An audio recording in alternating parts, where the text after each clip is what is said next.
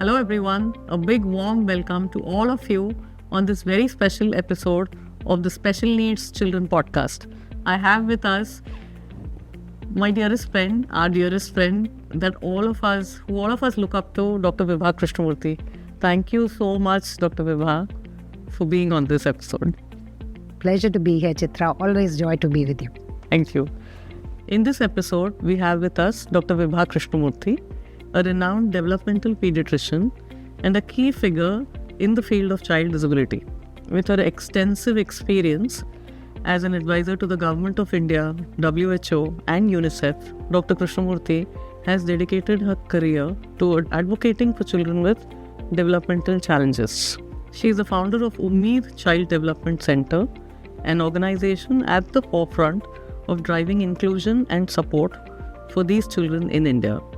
Today, we are focusing specifically on stem cell treatment or therapy. My first question coming to you, what is stem cell? Is it treatment? Is it a treatment or is it therapy? So Chitra, actually it matters less whether we call it treatment or therapy, but I think we need to know what a stem cell is because we're discussing it today, right? So you think about the word stem, right? The word stem in a plant is the most common thing that you think of. And the stem is where everything else comes from. And the leaves come from there, the flowers come from there, the roots come from there. So the stem is sort of the base if you think about it. So if you think about it in that way, a stem cell is a cell that has a potential to become any other cell, which gets then specialized to become some other cell. Now, it is there in certain parts of the body, and the most common part of the body that people get the stem cell is actually the bone marrow. And there are other places, for example, the cord blood, the umbilical cord blood, that can also have stem cells. So when you say stem cell therapy or stem cell treatment, you're talking about a treatment that utilizes the power of these cells to get specialized into different cells and uses them for repairing parts of the body which may benefit from that. So that's the idea of stem cell therapy, quite simply. So the bone marrow is in the center of the bone. All our bones. At the center of them have a marrow. And in the marrow are cells. In fact, all our blood cells originate from there, right? So that's why the bone marrow is a very important part of the body actually. Dr. Vibha, so stem cell is effective for what? The most important thing to know is when we say what is it effective for, as in what is it scientifically proven to be effective for and what is it permitted by scientific organizations to be used for, where we have enough evidence, we have enough proof that it definitely works. Broadly speaking, I would say two main situations. One is disorders of the blood, particularly leukemias and lymphomas. These are conditions in which the stem cells are used to help an individual develop non-cancerous cells after the cancerous cells have been destroyed by chemotherapy, right? The other situation in which it is commonly used is, or it is approved for use, is in certain conditions of visual impairment due to the cornea having issues, and then we use corneal stem cells to get the cornea to regenerate. So those are typically the situations in which you hear for. I'm sure there are maybe one or two more conditions in which it might be used, but these are the two most common situations. Dr. Vibha, biggest question is, should a parent of a child with autism go in for stem cell therapy treatment or not? So Chitra, I think firstly we should really ask what kind of therapies should parents of children with autism go for. And I think it's important for us to answer that before we answer should we do stem cell or not. Because as I've said, stem cell therapy is not proved for a lot of conditions. There's research going on in some conditions, but it's very clear from scientific organizations like the Indian Council for Medical Research, the Stem Cell Therapy Associations in the United States, Autism Speaks, various credible organizations, which, by the way, have lots of parents as part of the organization, right? Who have clearly said that this is not scientifically proven and is not recommended for use in autism. So I think parents understandably are desperate to help their children, right? But I think at the same time, we owe it to our children to not view autism itself as a disease or a deficit, right? Autism is part of the variety of developmental conditions that we see, and supporting children involves, yes, supporting them to learn new skills or do things, learn new things, but it also involves changing the environment in terms of how people support children with autism and adults with autism. Stem cell therapy or treatments that offer cure assume that a condition like autism is a disease or a problem or a deficit. And that fundamentally, according to me, is wrong. I don't think you can view it as a disease or a deficit.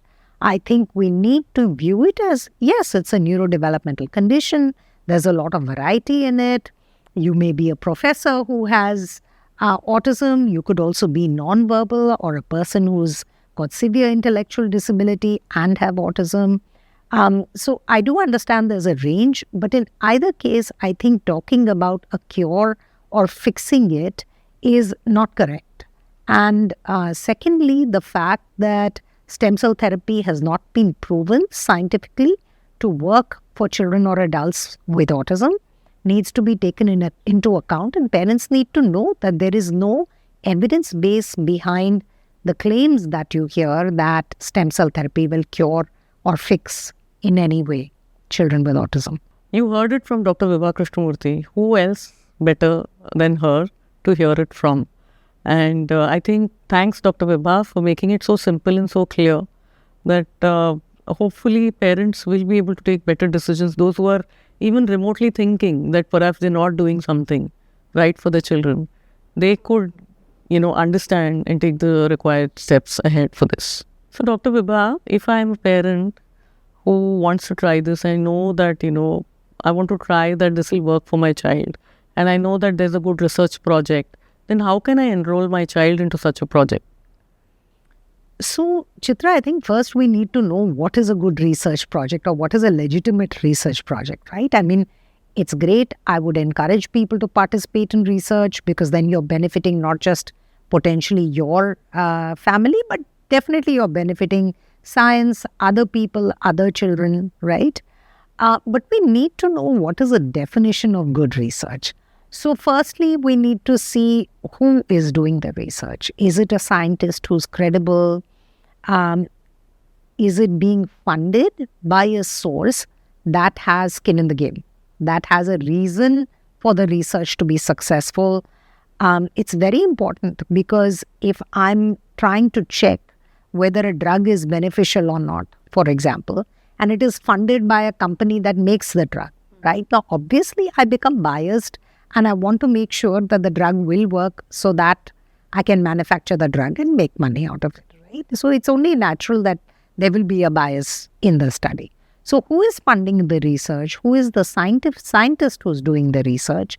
And also, usually such research projects at some stage will have what you call a process of randomized control, right? What that means is if there are 10 people and you want to check whether this medication works or not, I take 5 of them aside and, they both divided into 2 equal parts, 5 each, and half of them, I give them the medication. The other half, I give the same looking medication, which looks, tastes, smells the same.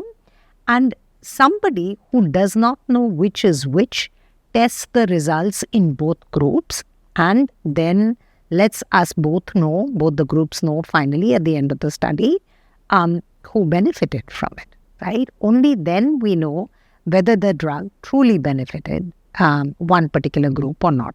I'm really simplifying this. It's more complicated than this.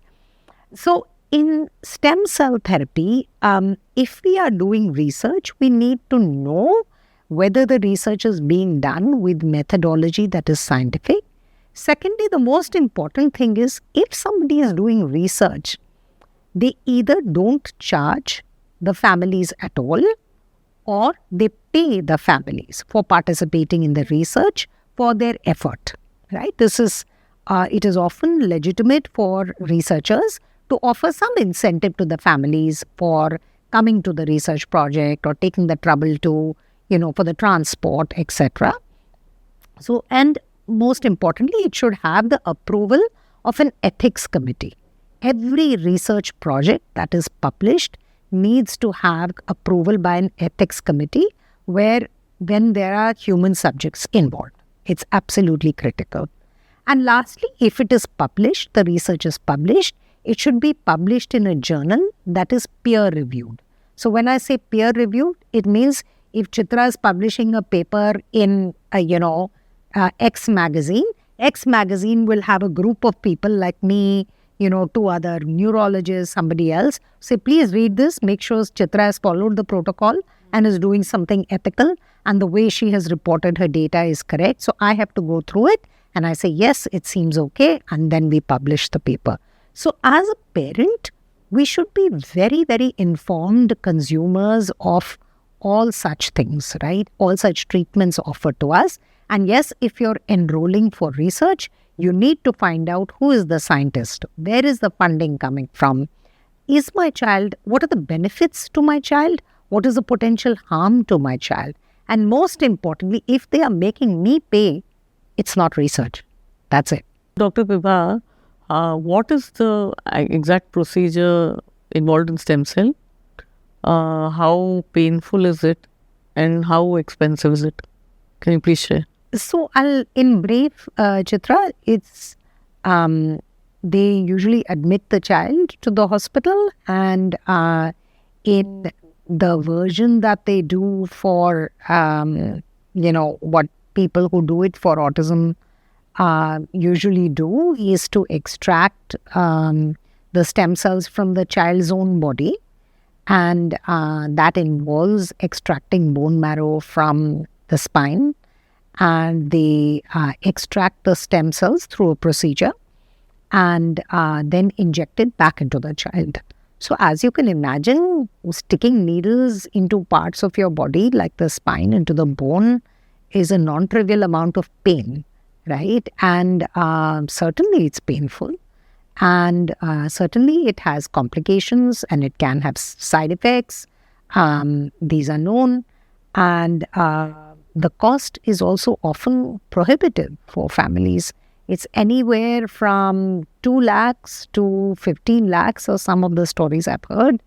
And it has necessitated parents, selling jewelry, selling land, taking loans, going into enormous difficulty to make it happen.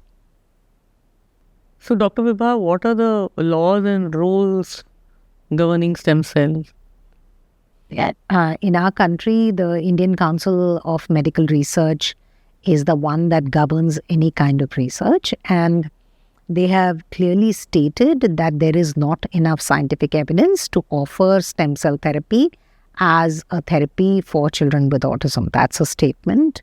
And there are many other similar bodies internationally who have also made this statement. So technically, to go against an organization, a scientific body, which is the final authority in India, it should not be done. So thank God for such organizations. Thank God we also have our own ICMR that's saying very clearly that, one should not go ahead for a child with autism purely and clearly stating that it's not, stem cell is not the remedy or cure for autism. That's right. A question is, why this whole craze amongst parents for this particular treatment, to think about this for their child, and why from all over the world, whether it's the US or anywhere else, why are people coming into India to look out for the stem cells, particularly for their children? So, Chitra, I'll answer the second question first. I think it's the answer why people are coming from other countries to us is because those countries have regulated more strictly what is, a proven treatment or modality of treating anybody. And the laws are more stringent and the rules are more stringent and the regulation is more tight.